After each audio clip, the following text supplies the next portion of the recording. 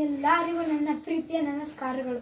ನನ್ನ ನಾಮಧೇಯ ಕಿರಣ್. ನಾನು ಸ್ಮಾರ್ಟ್ ಶಾಲೆಯಲ್ಲಿ ವ್ಯಾಸಂಗ ಮಾಡುತ್ತಿದ್ದೇನೆ. ಆತ್ಮೀಯರೇ, ಇವರನ್ನು ಬಲ್ಲಿರ. ಇವರೇ ರಾಷ್ಟ್ರಕವಿ, ವಿಮರ್ಶಕ, ವಿಮರ್ಶಕ, ಸಮರ್ಥ ಆಡಳಿತಗಾರ, ಕನ್ನಡ ಪರ ನಿಷ್ಠಾವಂತ ಹೋರಾಟಗಾರ. ನಮಗೆ ಕನ್ನಡ ಪ್ರೀತಿ ಅರಳುವಂತೆ ಮಾಡಿದವರಲ್ಲಿ ಇವರೇ ಪ್ರಮುಖರು. ಇವರೇ ಡಾಕ್ಟರ್ GS ಶಿವರುದ್ರಪ್ಪ. ಕನ್ನಡಿಗರೆಲ್ಲ ಹೆಮ್ಮೆ ಪಡುವ ಮೂರನೇ ರಾಷ್ಟ್ರಕವಿಯಾದ